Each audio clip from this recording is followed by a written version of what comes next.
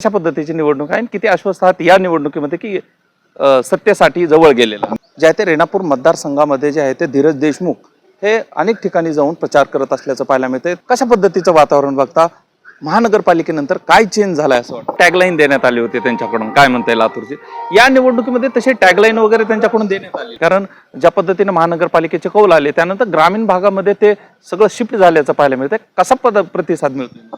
त्यांना दिसलाच नाही. कुठल्याही बडे नेत्यांनी, स्थानिक नेत्यांनी स्थानिक गड राखल्याचं निवडणुकीपुरतं ते काम करतात, पदक भूषणासाठी काम करतात आणि वैयक्तिक टीकेच्या पलीकडे त्यांच्याकडे काही अजेंडा नाही. माझे आमदार एकत्र येऊन जे आहे ते या ठिकाणी लढताना पाहायला मिळत आहेत. कसं पाहताय या दोघांकडे? कोण कामाचा आणि कोण बिनकामी त्यांना पहिले ठरवू द्या. त्यांनी 45+ नारा दिला यावेळेस देखील. लोक हाताची ताकद ह्या निवडणुकीमध्ये जनतेला आणि भाजपला दाखवून देतील. जिल्हा परिषद पंचायत समितीच्या निवडणुकी प्रचार आता काही दिवस शिल्लक राहिले आणि त्या अगोदर जे आहे ते रेणापूर मतदारसंघामध्ये जे आहे ते धीरज देशमुख हे अनेक ठिकाणी जाऊन प्रचार करत असल्याचं पाहायला मिळतंय. मागील काही दिवसामध्ये अनेक सभा त्यांनी घेतलेल्या आहे. कशा पद्धतीचं वातावरण बघता महानगरपालिकेनंतर काय चेंज झालाय असं वाटतं?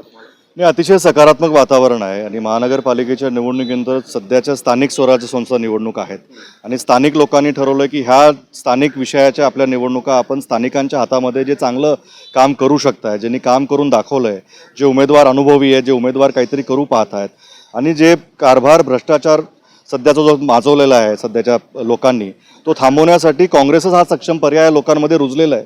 आणि त्याच्यासाठी आम्हाला वाटतं की येणाऱ्या निवडणुकामध्ये स्थानिक पातळीवर जरी प्रश्न असतील तर चांगली लोकांनी लातूर जिल्ह्याचा जो काही एक इतिहास आहे त्याच्यामध्ये येणाऱ्या कामामध्ये विकसित कामं होण्यासाठी लातूरमध्ये काँग्रेसच पाहिजे. मागील काही दिवस जो प्रचार झाला त्या अगोदर एक टॅगलाईन देण्यात आली होती त्यांच्याकडून, काय म्हणताय लातूरची या निवडणुकीमध्ये तसे टॅगलाईन वगैरे त्यांच्याकडून देण्यात आलेली नाही? कसं बघताय त्याकडे? नाही, आता टॅगलाईन वगैरे ह्या निवडणुकीच्या प्रचारामध्ये काहीतरी होत राहतं, पण त्याच्यामधून आपण विचार केला पाहिजे की आमची टॅगलाईन आहे की काँग्रेसला मत म्हणजे विकासाला मत, आणि विकासाच्या मुद्द्यावर आम्ही निवडणूक लढतोय. आम्हाला कुणावर वैयक्तिक टीका करायच्या नाही आहेत आणि वैयक्तिक टीकामध्ये आम्ही त्याच्यामध्ये जाणार नाही. आमचं काम आम्ही लोकांसमोर ठेवलंय. त्यांनी काय केलं ते लोकांसमोर ठेवावं. 17 पासून आज 26 पर्यंत जिल्हा परिषद ही भाजपकडे होती. या अनेक वर्षांमध्ये त्यांनी काय केलंय, काय कामं झालीत ही त्यांना लोकांसमोर ठेवता येत नाहीत आणि मग ते कशाच्या मुद्द्यावर लोकांकडे मतदान मागतायत. कुठली तरी टॅगलाईन किंवा करून प्रचारामध्ये संभ्रम निर्माण करून, कुणावर तरी वैयक्तिक टीका करून काय म्हणताय हे म्हणण्यापेक्षा आपण लोक काय म्हणतायत, काँग्रेसचे लोक कार्यकर्ते लोकांच्या मनामध्ये जे आहे ते करण्यासाठी आता मतदान मागतायत आणि येणाऱ्या काळामध्ये मतदानाचा आशीर्वाद घेऊन चांगल्या पद्धतीचं काम करतील. महानगरपालिकेनंतर ही निवडणूक थोडीशी वेगळी दिसते, कारण ज्या पद्धतीने महानगरपालिकेचे कौल आले त्यानंतर ग्रामीण भागामध्ये ते सगळं शिफ्ट झाल्याचं पाहायला मिळतंय. कसा प्रतिसाद मिळतो?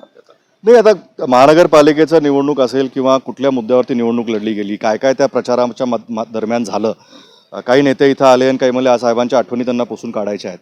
आता ग्रामीण भागातले असेल, लातूरची जिल्ह्यात असेल, जिल्ह्यातील लोक म्हणतात की आता शहरी भागात ते मतदान ते करू शकले त्या मुद्द्यावर, आता बारी आमची आहे आणि ह्या निवडणुकीमध्ये आम्ही हा विकासाचा मुद्दा, साहेबांचं काम, काँग्रेसने केलेलं काम आणि येणाऱ्या काळामध्ये हीच लोक येणाऱ्या काळामध्ये लातूरला चांगलं काम आणि वातावरण निर्माण करून शकतात हा विश्वास आहे. या निवडणुकीमध्ये एकही नेता भाजपचा इथं फिरकताना दिसलाच नाही. कुठल्याही बडे नेत्यांनी, स्थानिक नेत्यांनी स्थानिक गड राखल्याचं दिसलं.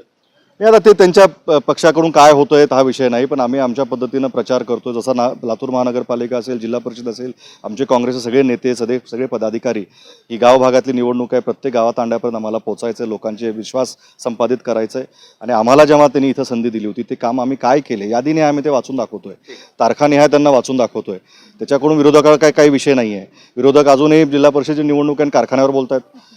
म्हणजे जे निवडणुका बिनविरोध झाल्या तिथं त्यांचं धाडस झालं नाही उभं राहायचं, ते कारखान्यावर बोलतायत. आता ही निवडणूक जे सरकार त्यांचं आहे, वर्क ऑर्डर मिळालेली कामं आमच्या काळामध्ये आम्ही वर्क ऑर्डर मिळवून दिली, पण सध्या कॉन्ट्रॅक्टर म्हणतात आम्हाला धाडस होत नाही कारण की सरकारकडे पैसा नाही. सध्याचे विद्यमान सत्ताधारी हे सांगू शकत नाही की त्या कामाला पैसा कसा मिळवून देणार आहेत.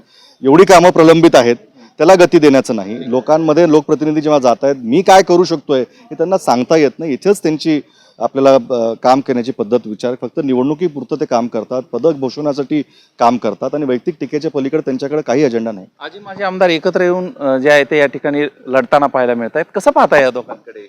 नाही, मला नवल वाटते की एक आमदार म्हणतात की त्यांच्या कार्यकाळामध्ये त्यांनी तो प्रकल्प आणला आणि दुसरे म्हणतात की मी आमदार नसताना तो आणला. पहिलं तर ह्याच्यावरच त्यांनी सांगितलं पाहिजे की खरं श्रेय कुणाचं आहे, म्हणजे कोण कामाचा आणि कोण बिनकामी त्यांना पहिले ठरवू द्या.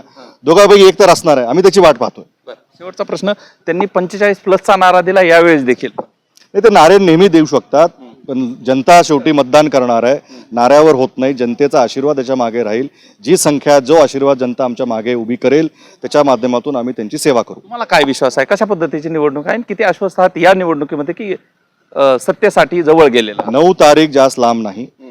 7 तारखेला लोकांचा विश्वास हा हाताच्या मागे राहील आणि लोक हाताची ताकद ह्या निवडणुकीमध्ये जनतेला आणि भाजपला दाखवून देतील. महानगरपालिकेनंतर जिल्हा परिषद निवडणुकांमध्येही काँग्रेसचा हात पुन्हा समोर येईल अशा पद्धतीचा विश्वास त्यांना आहे. हा व्हिडिओ तुम्हाला आवडला असेल तर सर्वांना शेअर करा. चॅनलवर नवीन असाल तर चॅनल सबस्क्राईब करा. धन्यवाद.